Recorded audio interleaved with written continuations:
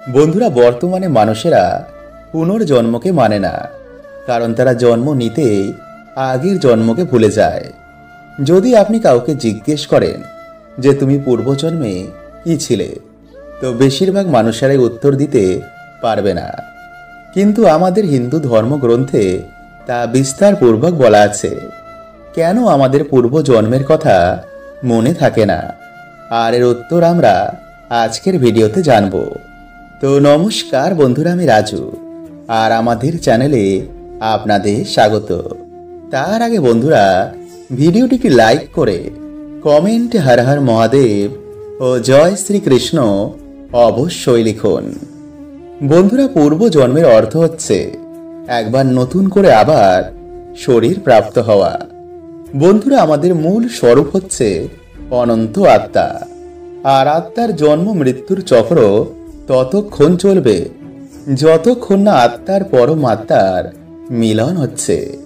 সুতরাং এই পৃথিবীতে এর আগেও আমরা বহুবার জন্ম নিয়েছি, কিন্তু নতুন জন্ম নিতেই আমরা তা ভুলে যাই যে আমরা এর আগে কতবার জন্ম নিয়েছি। কিন্তু এমনটা কেন হয়? বন্ধুরা, গরুর পুরাণের প্রেত কল্প অধ্যায়ের অনুসার গর্ভের শিশুর কিন্তু আগের জন্মের কথা মনে থাকে। সে আগের জন্মে কতই না ধন অর্জন করেছিল, কিন্তু এত ধন অর্জন করার পরেও সে খালি হাতেই দেহ ত্যাগ করে। সে আমার কতই না করেছিল, কিন্তু কোনো কিছুই সে সাথে নিতে পারেনি। সে মিথ্যা অহংকারে ঈশ্বরের চিন্তনও করেনি। তাই সে মাতৃগর্ভে বলে, হে প্রভু, আমি এই সংসারে যেতে চাই না। সংসারে গেলেই মায়াতে পড়ে আমি আপনাকেই ভুলে যাব, আর মিথ্যা সামগ্রী আমি সারা জীবন অর্জন করব। যা আমি বহুবার করেছি তা আবার জন্ম নিয়ে আমি সেই কাজই করব। এই করতে করতে শিশুটির জন্ম নেওয়ার সময় হয়ে যায়, আর সে মাতৃগর্ভ থেকে বাইরে বেরিয়ে সবকিছু ভুলে যায়, আর তার আগের কথা কিছুই মনে থাকে না। বন্ধুরা, এর পিছনের কারণ হলো ভগবানের মায়া।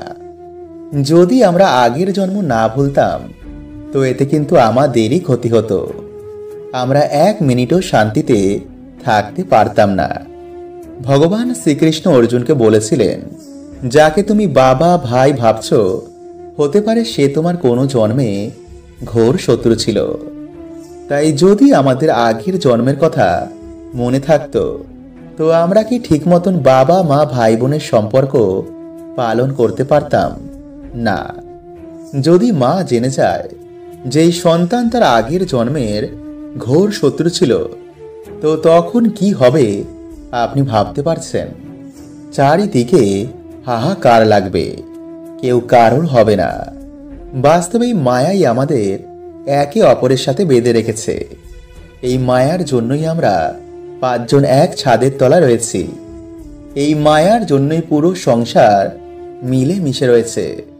তাই এর জন্য পরমাত্মা আমাদের সবকিছু ভুলিয়ে দেন, যাতে সৃষ্টির প্রক্রিয়ায় কোনো রকম বাধা না আসে।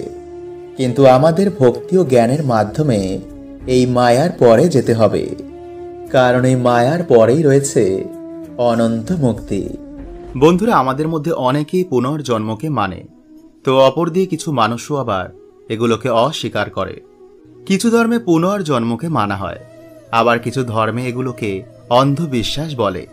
কিন্তু বন্ধুরা, অনেক জায়গায় এমনও শুনতে পাওয়া যায় যে কিছু মানুষ তার পূর্ব জন্ম হয়েছে এমনটা দাবি করেন।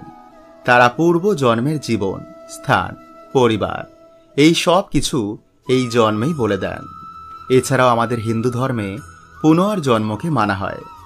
ভগবান শ্রীকৃষ্ণ অর্জুনকে বলছেন, হে অর্জুন, যাকে তুমি বাবা দাদা ভাই ভাবছ, হতে পারে সে আগের জন্মে তোমার ঘোর শত্রু ছিলেন। তাই পরিবারের এই মায়া মোহ ত্যাগ করো।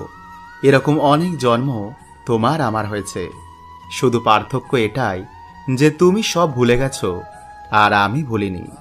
তাই বন্ধুরা, আজকের ভিডিওতে আমরা এমনই কিছু সংকেতের ব্যাপারে জানব, যেই সংকেতগুলো আপনাকে বোঝাবে যে আপনার পূর্ব জন্ম হয়েছে কিনা।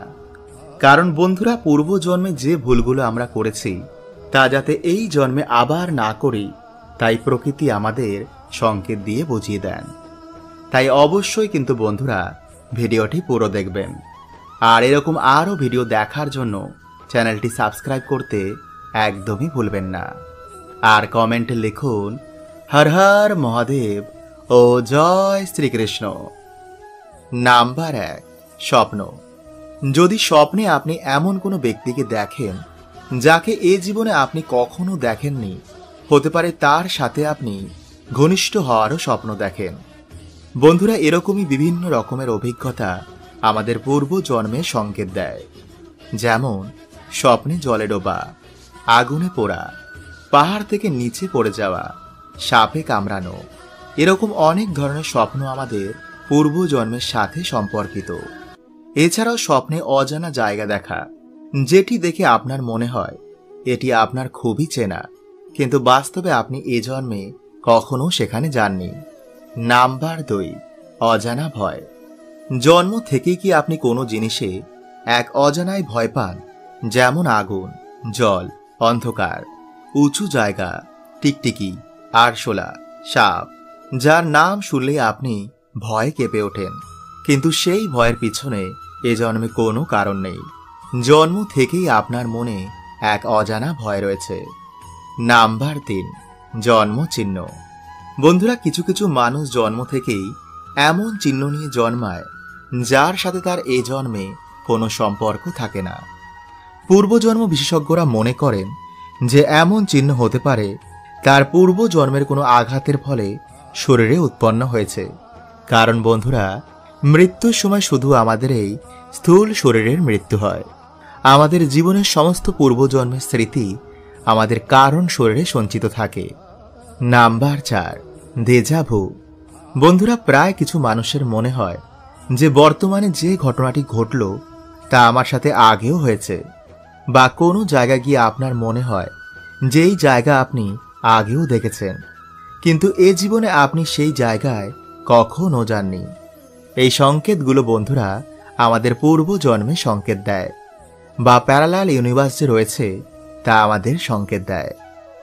নাম্বার 5, কোনো মানুষকে দেখেই আপনার মনে হয় যেন সে কত দিনের আপন, বা কাউকে দেখেই আপনি একদমই সহ্য করতে পারেন না, বা কেউ জন্ম থেকেই কোনো গুণ নিয়ে জন্মগ্রহণ করেন। এরকম অনেক রকম চমৎকারী জিনিস আমাদের এই ব্রহ্মাণ্ডে হচ্ছে, যা আমাদের প্রমাণ করে যে সত্যি আমাদের এই জন্মের আগে কোনো অস্তিত্ব ছিল। বন্ধুরা, হিন্দুদের জন্ম থেকে মৃত্যু অবধি অনেক নিয়ম পালন করা হয়। তার মধ্যে একটি নিয়ম হচ্ছে জন্মের 6 দিনের দিন 6 ষষ্ঠী পালন করা হয়। মানা হয় সেই দিন বিধাতা তার ভাগ্য লেখেন। তাহলে কি সত্যি সেই দিন তার ভাগ্য লেখা হয়? তা আজকের এই ভিডিওতে আমরা জানব। তো নমস্কার বন্ধুরা, আমি রাজু, আর আমাদের চ্যানেলে আপনাদের স্বাগত। তার আগে বন্ধুরা, ভিডিওটি একটি লাইক করে কমেন্টে হর হর মহাদেব ও জয় শ্রীকৃষ্ণ অবশ্যই লিখুন। বন্ধুরা, এই পৃথিবীতে 2 ধরনের আত্মা জন্ম নেয়। এক, যে জন্ম মৃত্যুর চক্রে গোল গোল ঘুরছে, আর 2, যাকে ঈশ্বর কোনো কার্য করতে এই পৃথিবীতে পাঠিয়েছে। সেই সমস্ত আত্মারা সাধারণ জীবনযাপন করে না, তারা জন্ম থেকেই অসাধারণ হয়। কেউ পৃথিবীতে ভক্তি প্রচার করতে আসেন, তো কেউ বিভিন্ন আবিষ্কারের মাধ্যমে মানব জাতিকে উন্নতি স্তরে পৌঁছে দেয়। আর এমন আত্মাদের জন্ম নেওয়ার আগে ওপরে সবকিছু ঠিক করা হয়। সে কোথায় জন্ম নেবে, কি হবে তার মা বাবা, এই জন্মে তার রোল কি হবে, কি করতে সে এই জন্মে আসবে, এবং কতদিনই বা সেই পৃথিবীতে থাকবে, তার সঙ্গে কে কে এই মৃত্যুলোকে আসবে। এর জন্য বন্ধুরা দেখবেন আগেকার যুগে যখন কোনো মহান আত্মা জন্ম নিত, তো আকাশবাণীর মাধ্যমে সবাইকে জানিয়ে দেওয়া হতো। কিন্তু বর্তমানে কলিযুগের জন্য তা হয় না। কিন্তু সে যে লোক থেকে আসে সেই লোকের আত্মারা তাকে দেখতে আসেন। এছাড়াও দেব দেবীরাও তার দর্শন করতে আসে। মানা হয় জন্মের 6 দিন অবধি শিশুর আত্মজ্ঞান থাকে। এই সময় তার দিব্য দৃষ্টিও খোলা থাকে। 6 দিনের পর থেকে ধীরে ধীরে শিশুটি মায়ার প্রভাবে পড়ে, আর সে সবকিছু ভুলে যায়। মানে 6 দিনের দিন থেকে তার নতুন জীবন শুরু হয়। তাই ষষ্ঠী মায়ের আশীর্বাদ নিয়ে শিশুটি নতুন জীবন শুরু করে। সেই দিন মা এসে শিশুকে আশীর্বাদ করে যায়। আর যে সমস্ত আত্মারা জন্ম মৃত্যুর চক্রে ঘুরছে, তো তাদের কর্ম অনুযায়ী তাদের এই জন্মের ভাগ্য তৈরি হয়। সুতরাং ভগবান কারোর ভাগ্য লেখেন না, সে তার কর্ম অনুযায়ী এই জন্মের ফল প্রাপ্ত করে। কিন্তু আমরা ভগবানকেই দোষ দিই। ভগবানকে বলি, কেন তুমি আমাদের ভাগ্যে এত কষ্ট লিখেছ? কিন্তু ভগবান শ্রীকৃষ্ণ নিজেই বলে গেছেন যে আমি কারোর কর্মে হস্তক্ষেপ করি না। মানুষ তার নিজের কর্ম অনুযায়ী ফল প্রাপ্ত করে। সুতরাং সে জন্ম নেওয়ার আগেই ঠিক করে আসে এই জন্মের ভাগ্য, আর তা নির্ধারণ হয় তার কর্মের ওপর। তাই ভগবান শ্রীকৃষ্ণ বলেছেন, যেদিন মানুষ তার সব কর্ম আমায় অর্পণ করে দেবে, তো তাকে আর জন্ম নিতে হবে না। হরে কৃষ্ণা।